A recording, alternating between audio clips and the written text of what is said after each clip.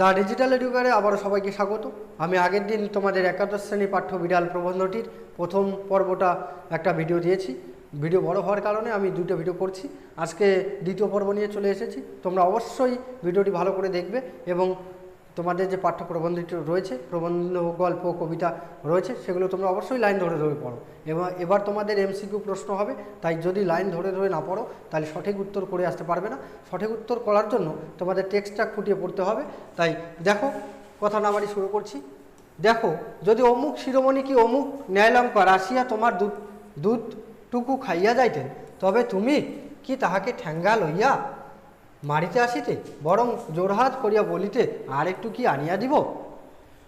এই যে বেড়ালটা কমলাকান্তের জন্য রেখে দেওয়া দুধটুকু খাওয়ায় কী করলো, কমলাকান্ত তাকে লাঠি ঠ্যাঙ্গা নিয়ে মারতে আসলো। বেড়ালটা কমলাকান্তকে বোঝাতে চেষ্টা করছে, যদি কোনো সম্মানীয় ব্যক্তি, ন্যায় লঙ্কার শিরোমণি, যিনি সংস্কৃত পণ্ডিত, ন্যায়লঙ্কার, তারা যদি এসে তোমার এই দুধটুকু পান করতো, তাহলে তুমি কি তাদের লাঠি ঠ্যাঙ্গা নিয়ে মারতে যেতে না, বরং তুমি তাদের বলতে আর একটু এনে দেবো, আর একটু খাবেন। তবে আমার বেলা লাঠি কেন, তুমি বলিবে তাহারা অতি পণ্ডিত, বড় মান্য লোক। পণ্ডিত বা মান্য বলিয়া কি, আমার অপেক্ষা তাদের ক্ষুধা বেশি। কমলাকান্তকে বোঝাতে চেষ্টা করছে, তুমি বলবে তারা পণ্ডিত ব্যক্তি, সমাজে মান্য ব্যক্তি। আর বেড়ালটা বলছে যে সমাজের মান্য বলে কি তাদের ক্ষুধার জ্বালাটা বেশি, তাদের বেশি খিদে পায় আমার থেকে। তা তো নয়, তেলা মাথায় তেল দেওয়া মনুষ্য জাতির রোগ, দরিদ্রের ক্ষুধা কেহ বোঝে না। এখানেও একটা প্রবাদ বাক্য ব্যবহার করা হচ্ছে, তেলা মাথায় তেল দেওয়া। এই যে সমাজের মানুষের মধ্যে একটা রোগ দেখা দিচ্ছে, কী রোগটা, যার যত রয়েছে বা যার ধন সম্পত্তি বেশি আছে তাকেই সাহায্য করা হয়, কিন্তু যার কোনো কিছুই নেই, দরিদ্র মানুষ, তার পাশে কেউ থাকে না। এই কথাটা বোঝানোর জন্য বলছে তেলা মাথায় তেল দাও। যেই মাথার মধ্যে তেল আছে সেই মাথায় মানুষ তেল দেয়, আর যেই মাথায় তেল নেই সেখানে তেল দেয় না।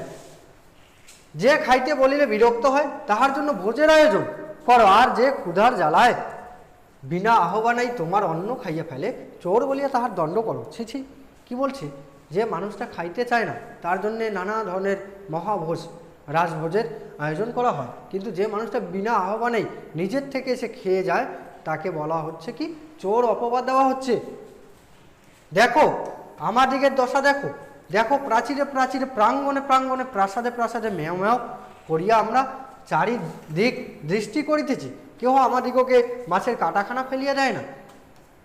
এই যে বিড়ালটা কমলাকান্তকে বলছে আমাদের দিকে চেয়ে দেখো আমরা কি করি, দেওয়ালে দেওয়ালে, প্রাঙ্গণে প্রাঙ্গণে, প্রাচীরে প্রাচীরে মেয় মেয় করিয়া ঘুরে বেড়াচ্ছি, কিন্তু কেউ আমাদের দিকে একবার চোখ তুলেও তাকাচ্ছে না।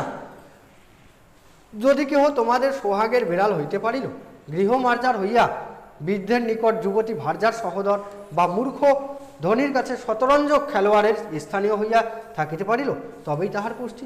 কি বলছে, এই যে বেড়ালের মধ্যেও পুষ্টি দেখা যাবে, শরীরটা নাদুস নুদুস হবে।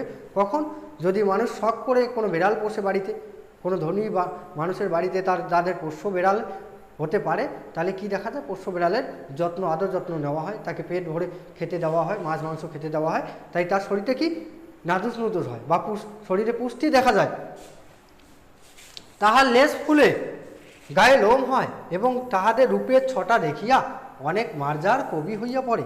কি বলছে, এই যে পোষ্য বেড়ালের রূপ, খাওয়া দাওয়ার ফলে যে সৌন্দর্য বৃদ্ধি পাচ্ছে চেহারা, সেটা দেখে আর একটা বেড়াল, অন্য একটা বেড়াল কি করছে, কবি হয়ে পড়ছে, কবিতা লিখছে, তাকে নিয়ে কবিতা লিখছে, বেড়ালকে নিয়ে আর একটা বেড়াল কবিতা লিখছে।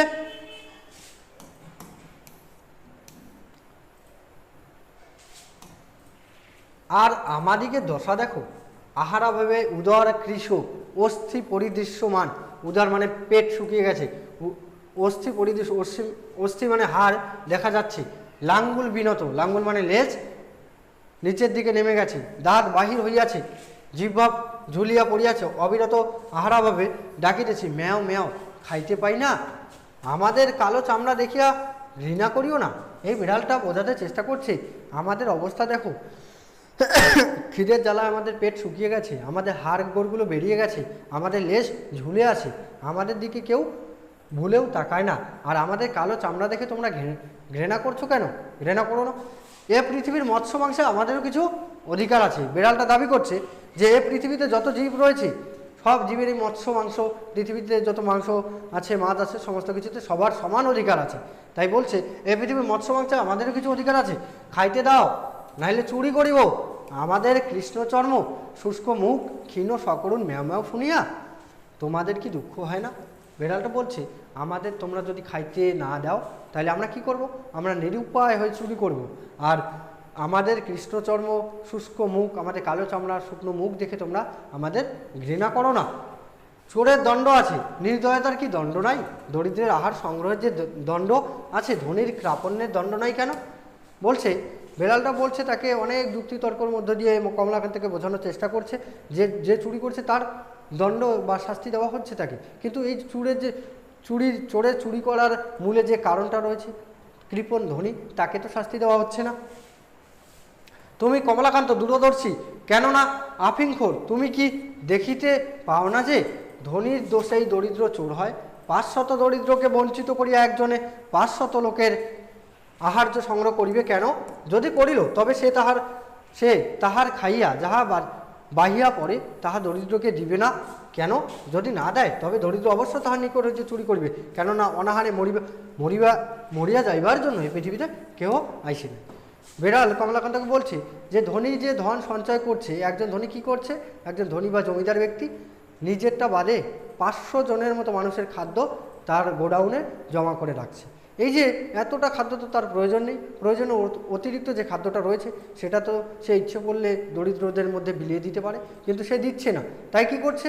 যারা দরিদ্র শ্রেণী মানুষ পেটের জ্বালায় চুরি করছে। তাই বলছে ধনীরা যখন খেতে দেবে না মানুষকে বা বেশি প্রয়োজনে অতিরিক্ত খাদ্য সঞ্চয় রাখবে, তাই গরিবরা কি করবে? চুরি করবে। আর আরেকটা কথা বলছে অনাহারে মরিয়া যাইবার জন্য এই পৃথিবীতে কেহ আসে না। বেড়ালটা বলছে এই পৃথিবীতে যারা জন্মগ্রহণ করেছে তাদের কেউই অনাহারে মরার জন্য আসেনি। এই পৃথিবীর সবচেয়ে বড় পাপ হলো অনাহারে মরে যাওয়া।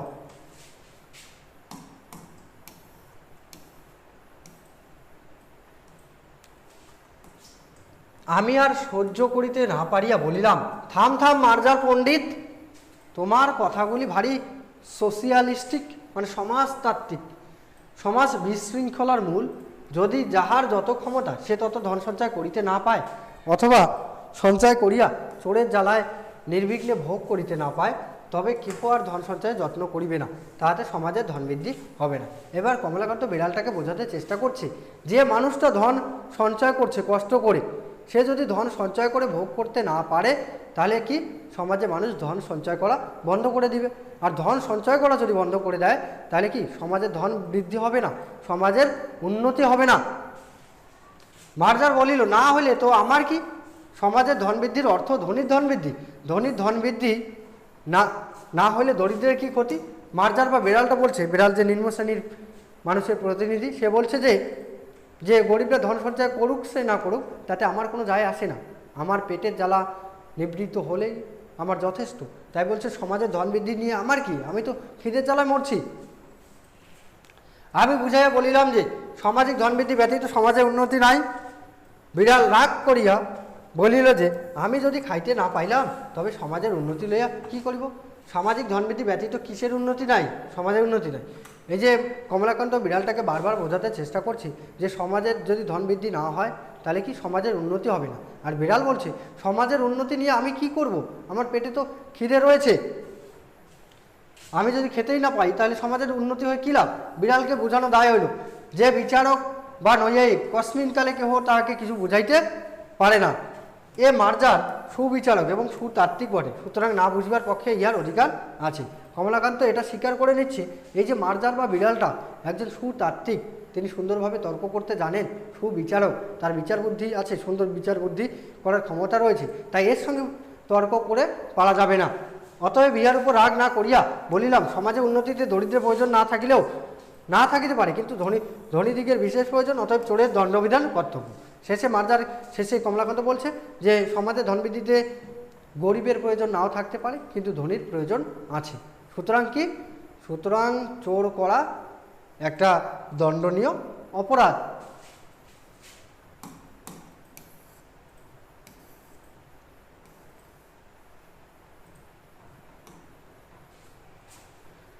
মার্জারি মহাশয় বলিলেন, চোরকে ফাঁসি দাও, তাহাতেও আমার আপত্তি নাই, কিন্তু তাহার সঙ্গে আর একটি নিয়ম করো। নিয়মটার কথা মনে রাখবে, যে বিচারক চোরকে সাজা দিবেন তিনি আগে 3 দিন উপবাস করিবেন। এই যে বিড়ালটার এতটাই বুদ্ধিসম্পন্ন বিড়ালটা বলছে যে চোরকে শাস্তি দাও, তা সেটা আমি মেনে নেব, ফাঁসি দাও, তাতে আমার কোনো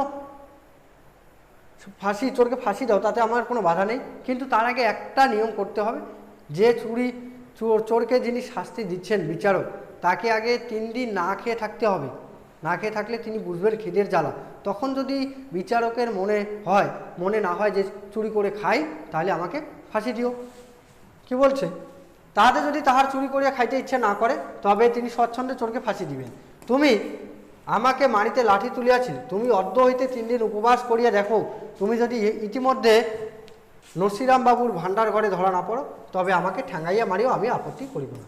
বেড়ালটা কমলাকান্তকে বলছে, তুমি আমাকে লাঠি নিয়ে মারতে এসেছো আমি চুরি করে খেয়েছি বলে, তাই আজ থেকে তুমি 3 দিন উপবাস করো, তারপর যদি তোমার ইচ্ছে না হয় চুরি করার, তাহলে তুমি আমাকে যত খুশি মেরো।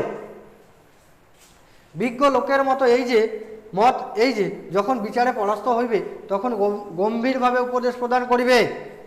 আমি সেই প্রথা অনুসারে মার্জারকে বলিলাম,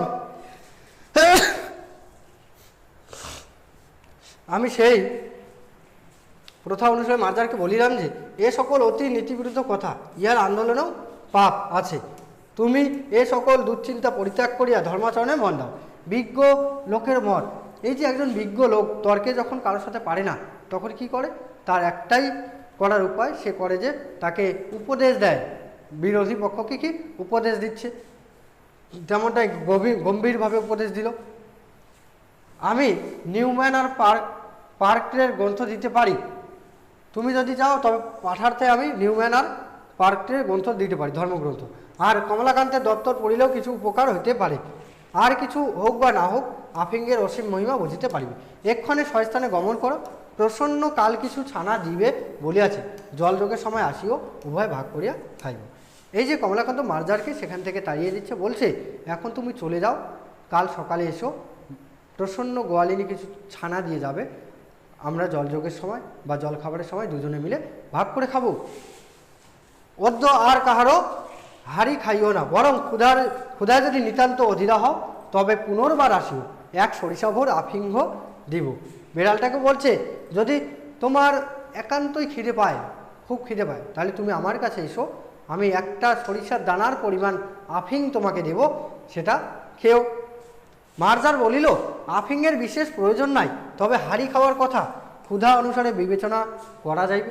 মার্জার বা বিড়ালটা বলছে যে আফিংয়ের আমার প্রয়োজন নেই, কিন্তু ওই যে অন্যের হাড়ি মারার কথা বা চুরি করার কথা, সেটা যখন আমার ক্ষুধা পাবে তখন আমি বিচার করে দেখব।